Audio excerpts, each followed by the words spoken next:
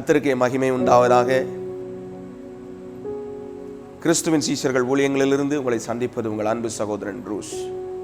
பிதாவாகிய தேவனுடைய அன்பும் கர்த்தராகிய இயேசு கிறிஸ்துவின் கிருபையும் பரிசுத்த ஆவியானவருடைய அந்யோன்ய வழிநடத்தலும் பாதுகாப்பும் அரவணைப்பும் உங்கள் யாவரோடும் இருப்பதாக. ஆமென், ஆமென், ஆமென். கர்த்தராகிய இயேசு கிறிஸ்துவின் நாமத்தினாலே உங்கள் யாவருக்கும் அன்பின் வாழ்த்துக்களையும் பிதாவாகிய தேவனுடைய கிருபையும் சமாதானமும் உங்களோடு பெருகட்டும் என்று சொல்லி உங்களை வாழ்த்துகிறேன். தேவன் உங்களை ஆசீர்வதிப்பாராக. தேவன் உங்களை நிலைநிறுத்துவாராக. இந்த தொலைக்காட்சியின் வாயிலாக நான் உங்களை மறுபடியும் சந்திக்க தேவன் அந்த கிருபைக்காக நான் கர்த்தரை ஸ்தோத்திரம் பண்ணுகிறேன். அவர் நித்தமும் நம்மை நடத்துகிறவராய் இருக்கிறார். அதற்காக நான் கர்த்தரை ஸ்தோத்திரம் பண்ணுகிறேன். ஆமென், ஹல்லேலூயா. ஒவ்வொரு வாரமும் ஒவ்வொரு காரியங்களை குறித்து உங்களிடத்தில் பேசிக் கொண்டு வருகிறேன். சத்தியம் இன்னதென்பதை அறியும்படிக்கு தேவன் நமக்கு பிரகாசமுள்ள மனக்கண்களை தந்து நம்மை ஆசீர்வதிப்பாராக. ஆமென், ஹல்லேலூயா. இந்த நாளிலும் கூட கர்த்தராகிய இயேசு கிறிஸ்து இந்த உலகத்திலே வாழ்ந்த போது செய்த சில அற்புதங்களை குறித்து அதிலே ஒரு சில காரியங்களை நாம் பார்க்கலாம் என்று சொல்லி உங்களிடத்திலே அந்த காரியத்தை குறித்து பேசலாம் என்று வாஞ்சிக்கிறேன். சத்தியத்தை அறியத்தக்கதாய் நமக்கு தேவன் நம் இருதயத்தை திறப்பாராக. அறிய வேண்டிய விதமாய் அவரை அறிந்தோமானால் அவர் நிச்சயமாகவே நம்மை விடுதலையாக்குவார். எந்த சூழ்நிலையில் நீங்கள் இருந்தாலும், எப்பேற்பட்ட பாவத்தோடு நீங்கள் போராடி கொண்டிருந்தாலும் கர்த்தர் உங்களை விடுதலையாக்குவார். ஆமென், ஹல்லேலூயா.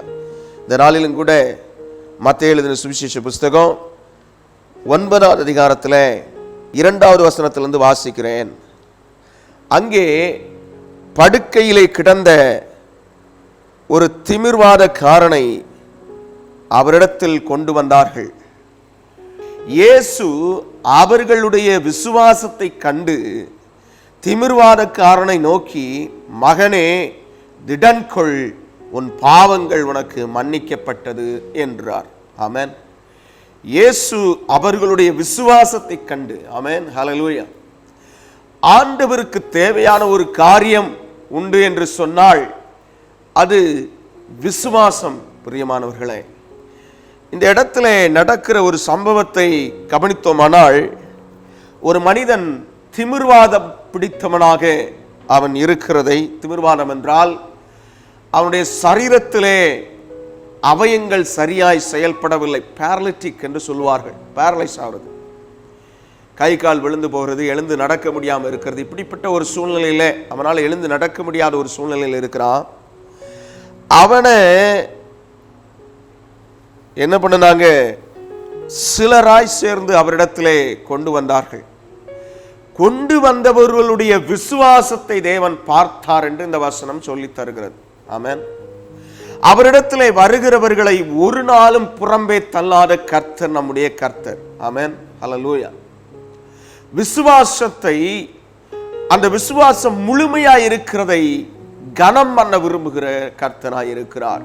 ஆமென், ஹல்லேலூயா. ஆண்டவருடைய இந்த காரியத்தை கவனிச்சீங்கன்னா, அவர்களுடைய விசுவாசத்தை கண்டு திமிர்வாதக்காரனை நோக்கி, முதல்ல என்ன பண்ணினாரு, அவர்கிட்ட அந்த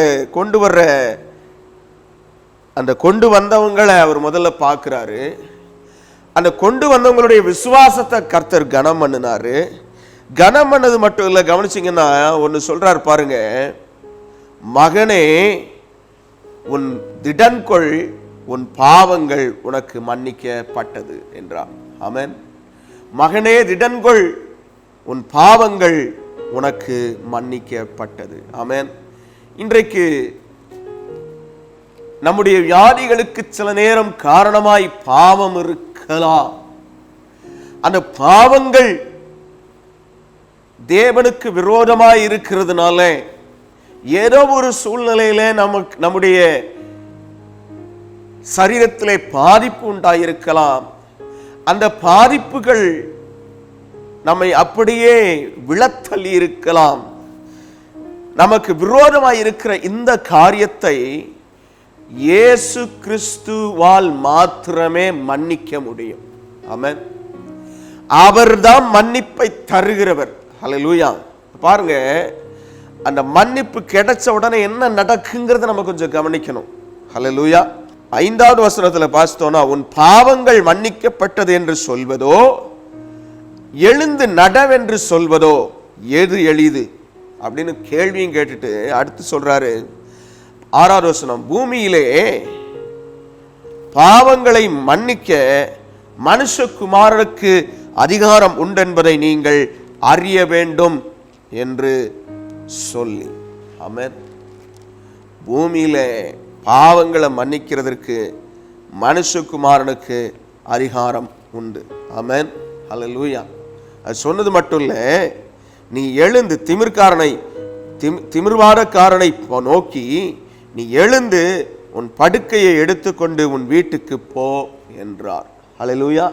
திமிர்வாதக்காரனை பார்த்து இந்த வார்த்தை அவர் சொன்ன உடனே அவன் எழுந்து தன் வீட்டுக்கு போனான் என்று எழுதப்பட்டிருக்கிறது. ஆமென். பாருங்க, ஒரு பாவம் மனிதனை அப்படியே அழுத்தி அவனை செயல்படக்கூடாதவனாக மாற்றி அவனை படுக்க வச்சிருது. ஆண்டவராகிய இயேசு கிறிஸ்துவினிடத்திலே வந்தபோது அந்த மனுஷனுடைய பாவத்தை ஆண்டவர் மன்னிக்கிறதை பார்க்கிறோம். ஆமென். ஒரு மனுஷனுடைய பாவம் மன்னிக்கப்பட்டாலே அவனுடைய பிரச்சனை என்ன ஆயிரும்? மாறிடும். அல்லேலூயா. பாவங்கள் மன்னிக்கப்பட்டால் பிரச்சனை மாறிவிடுகிறது. அல்லேலூயா. இது கர்த்தராகிய இயேசு கிறிஸ்துவினால் உண்டாயிருக்கிற கிருபையா இருக்கிறது. பிரியமானவர்களே, பிரச்சனையிலிருந்து நமக்கு விடுதலையை தருகிறது அவர் மாத்திரமே. போராட்டங்களிலிருந்து விடுதலையை தருகிறது அவர் மாத்திரமே. அல்லேலூயா. பாவங்கள் மன்னிக்கப்பட வேண்டும். நீங்க ஒருவேளை ஏதோ ஒரு பாவத்தினால நீங்க முடங்கி போயிருக்கலாம், ஏதோ ஒரு போராட்டத்தினால உங்க வாழ்க்கை சீர்குலைஞ்சு போயிருக்கலாம். ஆனா கர்த்தரிடத்துல நீங்க வந்தீங்கன்னா ஒருவேளை நீங்க நினைக்கலாம், நான் வேற தெய்வத்தை கும்பிடுறேன், நான் இயேசுகிட்ட வந்தா எனக்கு சுகம் கிடைக்குமா அப்படின்னு நீங்க நினைக்கலாம். நீங்க எப்பேற்பட்ட வியாதியா இருந்தாலும் கொஞ்சம் யோசித்து பாருங்க. திமிர்வாதம்னா கை கால் விழுந்து போனதுக்கு எத்தனையோ வருடங்கள் சிலர் மாத்திரை மருந்துகளை எடுத்து ஓரளவுக்கு சரியாகிற மாதிரி இருக்கு, சுகங்கிறது இல்லை. ஆனால் இயேசு இந்த மனுஷனை பார்த்து, நீ எழுந்து உன் படுக்கையை எடுத்துக்கொண்டு உன் வீட்டுக்கு போ என்றார். ஆமென். பாவத்தை மன்னிச்சுட்டு அதை செய்யறாரு. அதை செய்த மாத்திரத்துல உடனே அவன் எழுந்து தன் வீட்டுக்கு போனான் என்று எழுதப்பட்டிருக்கிறது. அல்லேலூயா. பாருங்க, இந்த பரிசுத்த வேதாகமத்தில் சொல்லப்பட்டிருக்கிற வார்த்தைகள் ஒவ்வொன்றும் அநாதியாய் உண்மையாய் நீதியுள்ளதாய் இருக்கிறது. இந்த வார்த்தைகள் ஒவ்வொன்றும் சத்தியமாய் இருக்கிறது. அதனால இயேசுவின் இடத்துல நீங்க தேடி வர்றது மாத்திரம் போதும். கர்த்தராகிய இயேசுவின் இடத்துல நீங்க தேடி வர்றது மாத்திரமே நிச்சயம் உங்களுக்கு ஒரு விடுதலையை கொடுக்கும், நிச்சயம் ஒரு மாற்றத்தை கொடுக்கும். பிரியமானவர்களே, நிச்சயம் ஒரு விடுதலையை, ஒரு மாற்றத்தை நீங்க பெற்றுக்கொள்ளணும்னு சொன்னா நீங்க ஆண்டவரை தேடி வந்தா போதும். ஆமென். அதற்கு உங்க வீட்டார் உங்களுக்கு சொல்லலாம், வா நான் உன்னை கூட்டிட்டு போறேன், அல்லது உங்க நண்பர்கள் உங்களை சொல்லலாம், வா நான் உன்னை கூட்டிட்டு போறேன். கர்த்தராகிய இயேசு கிறிஸ்து அவர் வாழ்ந்த நாட்களிலேயே என்ன பண்ணினார்னா 12 பேரை தெரிந்து கொண்டு அவருடைய வேலையை செய்கிறதற்கு கிராமங்கள் தோறும் அனுப்பினார்னு சொல்லப்பட்டிருக்கிறது. ஆமென். அல்லேலூயா. இந்த காரியத்தை வாசித்தோம்னா பாருங்க, மத்தேயு எழுதின சுவிசேஷ புஸ்தகம் 10வது அதிகாரத்துல 1வது வசனத்தை வாசித்தோம்னா, அப்பொழுது அவர் தம்முடைய 12 சீஷர்களையும் தம்மிடத்தில் வரவழைத்து அசுத்த ஆவிகளை துரத்தவும் சகல வியாதிகளையும் சகல நோய்களையும் நீக்கவும் அவர்களுக்கு அதிகாரம் கொடுத்தார். ஆமென். ஹல்லேலூயா. அப்ப கர்த்தர் இந்த அதிகாரத்தை கொடுத்திருக்கிறதுனால அவருடைய ஊழியர்கள், தேவனால் அதிகாரம் பெற்றிருக்கிற ஊழியர்கள் இன்றைக்கும் உண்டு. அவர்கள் நிச்சயமாகவே என்ன செய்ய முடியும்? விடுதலையே பெற்று தர முடியும். ஆமென். அவர்களுக்கு அந்த அதிகாரத்தை தேவன் தந்திருக்கிறபடியினாலே. ஆமென். அதனாலே உண்மையாய் ஊழியம் செய்கிற தேவ மனிதர்கள் இன்றைக்கும் உண்டு. தேவனுடைய ராஜ்யத்தை கட்டுகிறவர்கள் உண்டு, பிசாசின் போராட்டத்தை மாற்றுகிறவர்கள் உண்டு, நெருக்கத்திலிருந்து விடுதலையை தருகிறவர்கள் உண்டு, போராட்டங்கள், பிரச்சனைகள், கண்ணீரிலிருந்து விடுதலையை வாங்கி தருகிற ஊழியர்கள் உண்டு. ஆமென். நீங்க எந்த பிரச்சனையில இருந்தாலும், ஒருவேளை கடன் பிரச்சனையில இருக்கலாம், ஒருவேளை தொழில நஷ்டத்தில் இருக்கலாம், அல்லது ஒருவேளை உங்க வியாதி சுகமாக்கவே முடியாதுன்னு சொல்லி டாக்டர்களால் கைவிடப்பட்ட நிலையில நீங்க இருக்கலாம், அல்லது நீங்க வாழ்றதுக்கே விருப்பம் இல்லாத ஒரு நிலையில இருக்கலாம், அல்லது இன்னும் வேற ஏதோ ஒரு பிரச்சனை உங்களை அழுத்தி கொண்டிருக்கலாம், குடும்பத்துல சமாதானம் இல்லாத நிலை இருக்கலாம். எதுவா இருந்தாலும் கர்த்தருடைய வார்த்தை, கர்த்தருடைய மனிதர்களிடத்திலிருந்து வருகிற அந்த வார்த்தையினாலே நீங்கள் நிச்சயம் என்ன பண்ண முடியும்? விடுதலையை பெற்றுக்கொள்ள முடியும். சரியான ஒரு ஊழியக்காரரோடு ஐக்கியப்படுங்கள், சரியான தேவனுடைய மனுஷனோடு ஐக்கியப்படுங்கள்.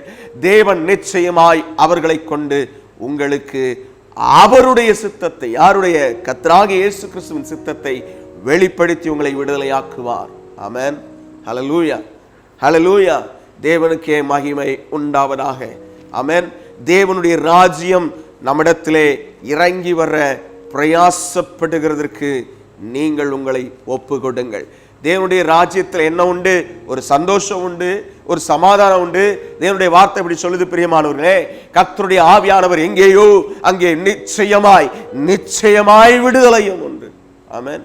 கர்த்தருடைய ஆவியானவர் எங்கேயோ அங்கே விடுதலையும் உண்டு என்று வேத வசனம் காட்டி தருகிறது. அதனால ஆவியானவருடைய செயல்பாடு இருக்கிற ஊழியங்களை நீங்கள் தெரிந்து கொண்டு அந்த ஊழியங்களோடு இணைந்து கொள்ளுங்கள். நிச்சயமாகவே கர்த்தர் உங்களை ஆசீர்வதிப்பார். தேவையோடு இருப்பீர்களானால் இங்கே கீழே வருகிற எங்களுடைய நம்பருக்கு நீங்க போன் பண்ணுனா உங்களுக்காய் நாங்கள் நிச்சயமாய் ஜெபிக்க ஆயத்தமாய் இருக்கிறோம். நிச்சயமாய் கர்த்தர் உங்களை விடுதலையாக்குவார். பிரியமானவர்களே, தேவையோடு இருக்கிறவர்களுடைய இருதயத்தை நோக்கி பார்க்கிற கர்த்தர், விடுதலை தருகிற கர்த்தர். ஆமென். எங்களை ஒரு கருவியா பயன்படுத்தினாலும் விடுதலை தர்றவர் அவர் மட்டும்தான். ஆமென். ஹல்லேலூயா, ஹல்லேலூயா. நீங்க எந்த பிரச்சனையில வேணாலும் இருக்கலாம், பிசாசின் போராட்டத்தில் இருக்கலாம், அல்லது பில்லி சூனியத்தின் கட்டுகளினாலே அவஸ்தையில இருக்கலாம், நெருக்கத்தின் மத்தியிலே இருக்கலாம், வியாகுலத்தின் மத்தியிலே இருக்கலாம், கண்ணீரோடு நீங்கள் இருக்கலாம். எல்லாத்தையும் கர்த்தர் உங்களை பார்த்து உங்களை விடுதலையாக்க அவர் விரும்புகிறார். ஆமென். ஹல்லேலூயா, ஹல்லேலூயா. எங்களை தொடர்பு கொள்ளுங்கள். உங்களுக்கு அருகாமையில் இருக்கிற சபைக்கு கட்டாயம் போங்க. ஆமென். ஒரு நல்ல ஒரு சபையிலே போய் அங்கத்தினர்களாய் மாறுங்கள். அங்கே போங்கள், கர்த்தர் உங்களை விடுவிப்பார். ஆமென். வேற எங்கேயும் போகலனா எங்களுடைய இந்த விலாசம் வரும். இந்த இடத்துல வாரந்தோறும் ஞாயிற்றுக்கிழமை 11 மணியிலிருந்து 1 மணி வரை கர்த்தருடைய ஆராதனை நடைபெறுகிறது. இந்த ஆராதனையிலே வந்து பங்கு கொள்ளுங்கள். கர்த்தர் உங்களை ஆசீர்வதிப்பார். கர்த்தர் நிச்சயமாய் உங்களை விடுதலையாக்குவார். ஆமென். ஹல்லேலூயா, ஹல்லேலூயா. எங்களுடைய விலாசம் இந்த புரோகிராமுடைய கடைசியில வரும். நீங்க அதை பார்த்து விட்டு வரலாம். தெரிய வேண்டுமானால் நீங்கள் எங்களுக்கு போனிலே தொடர்பு கொள்ளுங்கள். உங்களுக்கு இந்த காரியங்கள் சொல்லித்தரப்படும். ஆமென். ஹல்லேலூயா. தேவனுக்கே மகிமை உண்டாவதாக. ஹல்லேலூயா. தேவன் உங்களை ஆசீர்வதிப்பாராக. பாருங்க, கர்த்தராகிய இயேசு கிறிஸ்து அந்த 2வது வசனத்தில் வாசிக்கும் போது, மகனே திடன்கொள், உன் பாவங்கள் உனக்கு மன்னிக்கப்பட்டது என்றார். அப்பொழுது வேதபாரகரில் சிலர் இவன் தேவதூஷணம் சொல்லுகிறான் என்று தங்கள் இருதயத்தில், தங்கள் உள்ளத்தில் சொல்லிக் கொண்டார்கள். ஆமென். ஒரு கூட்டமா நிக்கிறாங்க. இயேசு ஊழியம் செய்த போது அவர்கிட்ட குறை கண்டுபிடிக்கிறதுக்கே ஒரு கூட்டம் அவர் சுத்தி இருந்துச்சுன்னு பார்க்கிறோம். அப்படி அந்த குறை கண்டுபிடிக்கிறதுக்கு இருந்த அந்த கூட்டம் என்ன செஞ்சது? இருதயத்துல, வெளியே பகிரங்கமா சொல்லல, இருதயத்துல நினைச்சானா, உள்ளத்துல என்ன நினைச்சானா, தேவதூஷணம் சொல்றான். அதுக்கு இயேசு பாருங்க, அடுத்த வசனம், இயேசு அவர்கள் நினைவுகளை அறிந்து நீங்கள் உங்கள் இருதயங்களில் பொல்லாதவைகளை சிந்திக்கிறதென்ன. ஆமென். இன்றைக்கும் சில நேரம் ஊழியர்களுக்கு விரோதமாய், தேவன் நடத்துகிற ஊழியங்களுக்கு விரோதமாய் எதிர்பேசுகிற காரியங்கள் இருக்கிறது. அவைகளை இயேசு இப்படி கடந்து கொள்ளும் போது சொல்றாரு பாருங்க, நீங்க ஏன் பொல்லாதவைகளை சிந்திக்கிறீங்க அப்படின்னு சொல்லிட்டு தான் சொன்னாரு. உன் பாவங்கள் மன்னிக்கப்பட்டது என்று சொல்வதோ, எழுந்து நடவென்று சொல்வதோ எது எளிது? பூமியிலே பாவங்களை மன்னிக்க மனுஷகுமாரனுக்கு அதிகாரம் உண்டு என்பதை நீங்கள் அறிய வேண்டும் என்று சொல்லி. ஆமென். அல்லேலூயா, அல்லேலூயா. இதே அதிகாரத்தை கர்த்தர் என்ன செய்தார்னு பார்த்தீங்கன்னா அவருடைய சீஷர்களுக்கும் கொடுத்தார். நீங்கள் எவர்கள் பாவங்களை மன்னிக்கிறீர்களோ என்று சொல்லி அதிகாரத்தை கொடுத்தார். ஆமென். எங்களுடைய ஊழியத்திற்கு பெயரே தேவன் தந்தது கிறிஸ்துவின் சீஷர்கள் ஊழியங்கள். ஆமென். நாங்கள் அவர்களுடைய சீஷத்துவத்தின் அடிப்படையிலே இந்த காரியத்தை சொல்லுகிறோம். பிரியமானவர்களே, நீங்களும் தேவனை பின்பற்றுகிற சீஷர்களாய் மாற வேண்டும் என்பதே எங்களுடைய நோக்கமாயிருக்கிறது. ஆமென், ஹல்லேலூயா. கர்த்தராகிய இயேசு கிறிஸ்து இந்த உலகத்திலே வாழ்ந்தபோது சத்தியத்தையும் சொன்னார், சத்திய வார்த்தையையும் நீங்கள் அறிய வேண்டும் என்று அவர்களுக்கு அதை சொல்லிக் கொடுத்தார். மாத்திரம் அல்ல, அவர்கள் விடுதலையாயிருக்க வேண்டும் என்று சொல்லி விடுதலையை குறித்து அவர்களுக்கு காரியங்களை சொல்லி புரிய வைத்தார். ஆமென், ஹல்லேலூயா. புரிய வச்சது மட்டும் இல்ல, அவர்களை விடுதலையாக்கினார். ஆமென். அந்த விடுதலையை பார்த்து பார்த்து அநேகர் வெளியே போய் சும்மா இல்லாம சொல்லிக்கிட்டே இருந்தா, இயேசு இப்படி செய்தார், இயேசு இப்படி செய்தார், இயேசு இப்படி செய்துட்டார்னு. இன்றைக்கும் அதே இயேசு உங்களுக்காய் இந்த நேரத்திலே இறங்கி வந்திருக்கிறார். நிச்சயமாய் உனக்காய் கிரியை செய்ய உனக்காய்த்தான் அவர் வந்திருக்கிறார். நிச்சயமாய் உன்னை விடுவிப்பார். மகனே, மகளே, உன்னுடைய சூழ்நிலை எதுவாயிருந்தாலும், உன் பிரச்சனை எதுவாயிருந்தாலும் நிச்சயமாய் விடுதலை தருகிற ஒருவர் உண்டு. அதுதான் கர்த்தராகிய இயேசு கிறிஸ்து. அல்லேலூயா, ஆமென். பாருங்க, அப்படி ஆண்டவர் சொன்ன உடனே உன் படுக்கையை எடுத்துக்கொண்டு உன் வீட்டுக்கு போ. எப்படி சொல்றாரு பாருங்க, நீ எழுந்து உன் படுக்கையை எடுத்துக்கொண்டு உன் வீட்டுக்கு போ. முழுசா சொல்லி முடிக்கிறார். படுத்திருக்கிறான், கிடத்தி வைக்கப்பட்டிருக்கிறது அவனுடைய உடல். அந்த இடத்துல அங்கே அவன் அப்படி கீழே, அவனால் அசைய முடியாது. அப்படிப்பட்ட ஒரு நிலையில இருக்கிறான். அவனை பார்த்து சொல்றாரு, நீ எழுந்து என்னார். கொஞ்சம் யோசிச்சு பாருங்களேன். இந்த வார்த்தை அங்கிருந்து அவருடைய வாயிலிருந்து புறப்பட்டு வந்த உடனே என்ன நடந்தது? அடுத்த வசனம் சொல்லுது, உடனே அவன் எழுந்து தன் வீட்டுக்கு போனான்னு சொல்லுது. ஆமென். இது எப்படியா காரணம் தெரியுமா பிரியமானவர்களே? இந்த சரீரத்தை, இதற்குள்ளே இருக்கிற ஆவியை, இதற்குள்ளே இருக்கிற ஆத்மாவை உருவாக்கினவர் அவரே. ஆமென், ஹல்லேலூயா. அதனால உலகத்திலே உள்ள எல்லா காரியங்களும் அவருடைய வார்த்தைக்கு கீழ்ப்படுகிறது போல அவர் உண்டாக்கின இந்த சரீரமும், அவர் உண்டாக்கின அவர் இந்த ஆவியும் ஆத்மாவும் அவருடைய சத்தத்திற்கு கீழ்ப்படிந்து தானாக வேண்டும். ஆமென், அல்லேலூயா. அதுதான் ரகசியம் பிரியமானவர்களே. கொஞ்சம் யோசித்து பாருங்க. ஒண்ணுமே முடியாத நிலையில ஒரு மனுஷன் படுத்து கிடக்குறான். இவர் ஒரு வார்த்தையை சொல்றாரு, சொன்ன உடனே அவன் எழுந்து படுக்கையை எடுத்துக்கொண்டு நடந்து போனானா? அல்லேலூயா.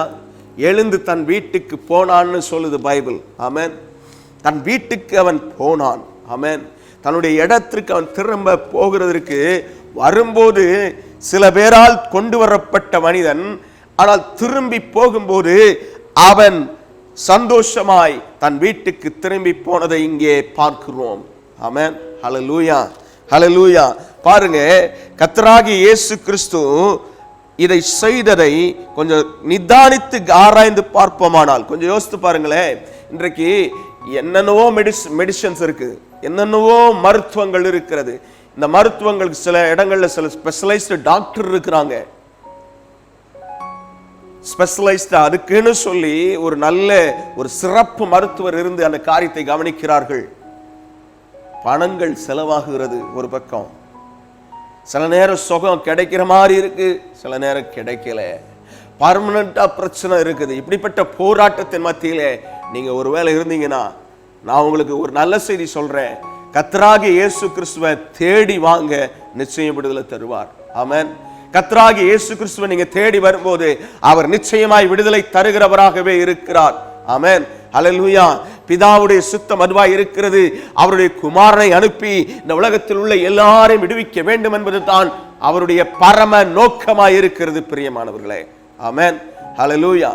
தேவனுடைய கிருபை உங்களோடு இருப்பதாக, தேவனுடைய சமாதானம் உங்களோடு இருப்பதாக, தேவனுடைய ஆளுகை உங்களோடு இருப்பதாக. பாருங்க, இந்த காரியத்தை கவனிக்கிற மனிதர்களுக்குள்ள என்ன நடந்துச்சுன்னு பார்த்தீங்கன்னா, 8வது வசனம் சொல்லுகிறது, மத்தேயு 9:8, ஜனங்கள் அதை கண்டு ஆச்சரியப்பட்டு மனுஷருக்கு இப்படிப்பட்ட அதிகாரத்தை கொடுத்தவராகிய தேவனை மகிமைப்படுத்தினார்கள். ஆமென்.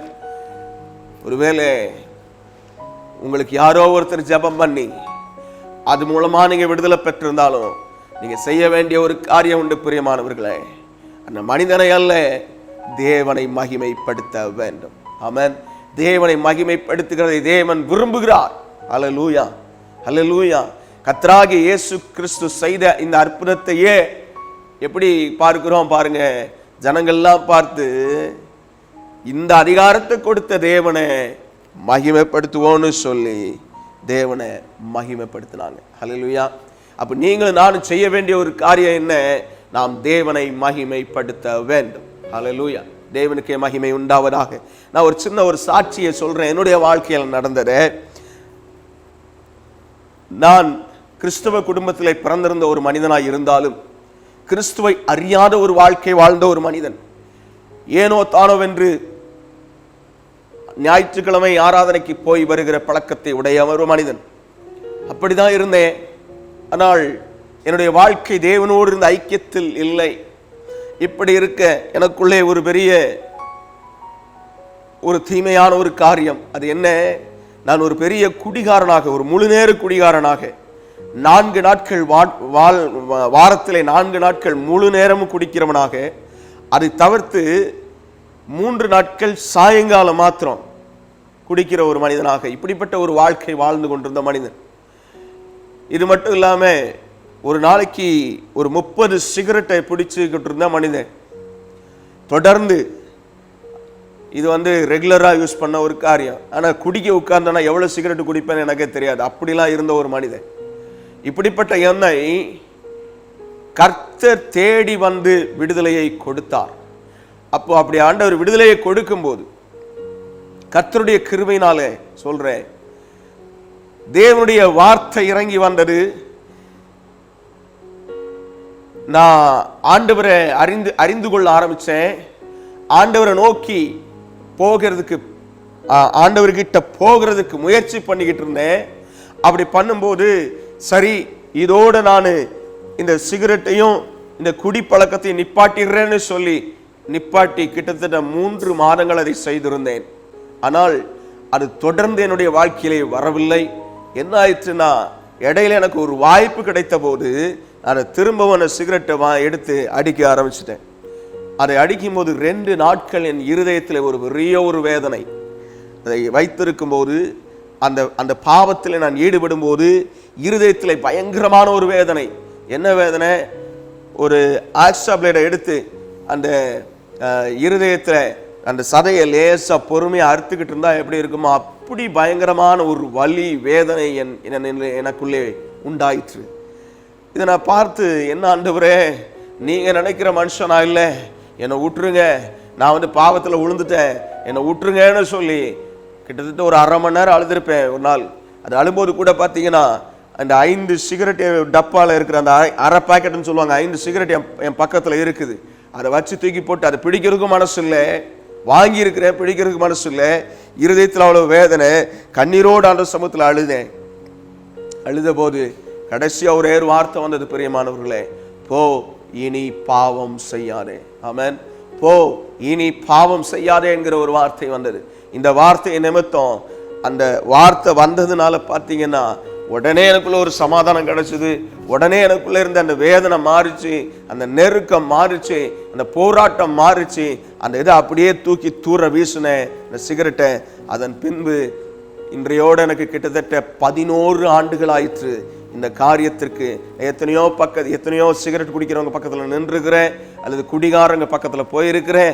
ஆனால் அந்த குறித்ததான எண்ணங்களோ அதை குறித்ததான தேவையில்லாத போராட்டங்களோ எனக்குள்ளே வரவில்லை. ஆமென், ஹல்லேலூயா. அதுக்கு பிறகு இன்னொரு காரியம் நடந்துச்சு. அதுக்காக தான் சொல்ல வந்தேன். இயேசு எப்படி விடுதலை தருகிறவர் என்பதை நீங்கள் அறியும்படிக்கு. முதலாவது போ இனி பாவம் செய்யாதுன்னு சொன்னாரே, அதனால எனக்குள்ள வந்த விடுதலை எல்லாத்தையும் நிப்பாட்டியிருந்தேன்.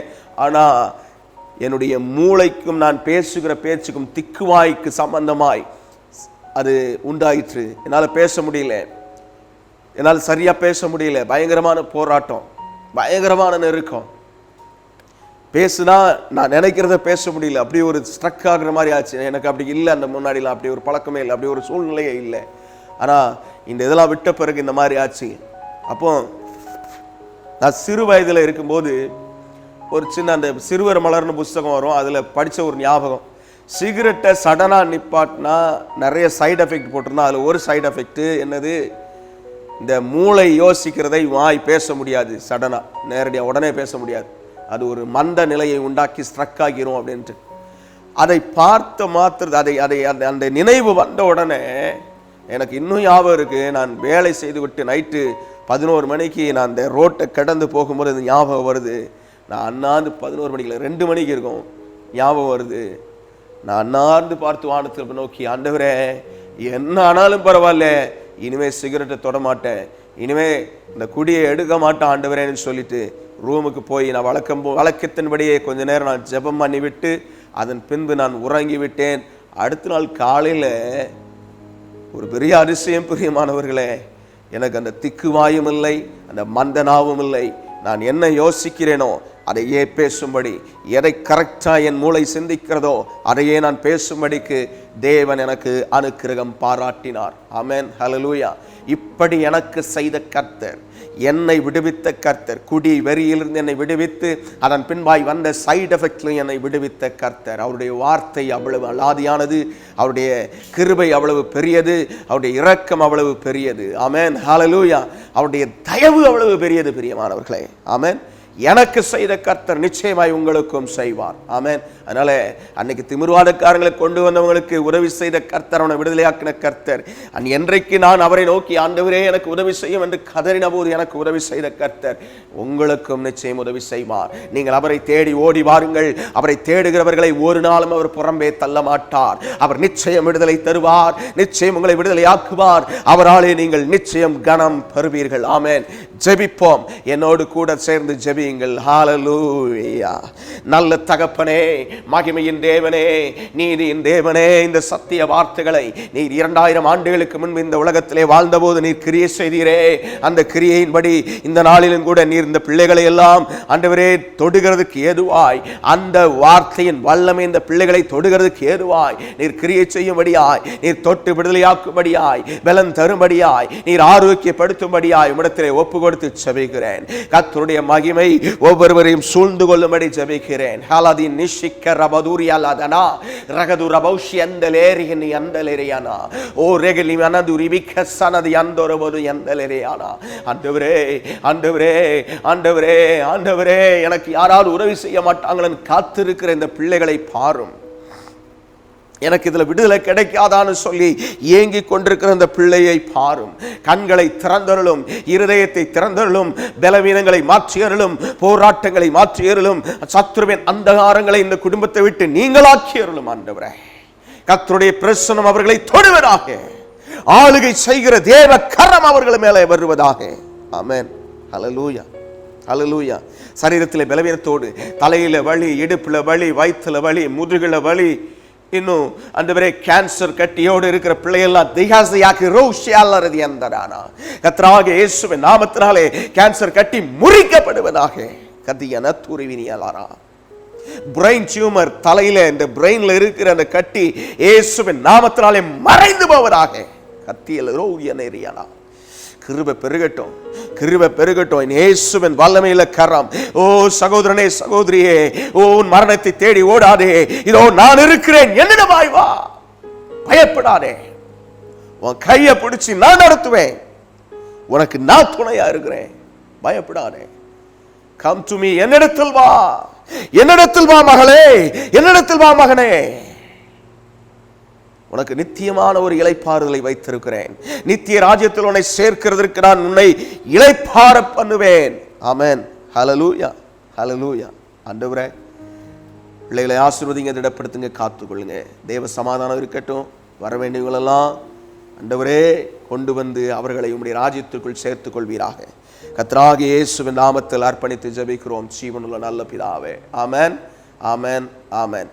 தேவனுடைய சமாதானமும் தேவனுடைய ரட்சிப்பும் தேவனுடைய சுகமாக்குகிற வல்லமை உங்களிடத்திலே வருவதாக. ஆமென், ஆமென், ஆமென்.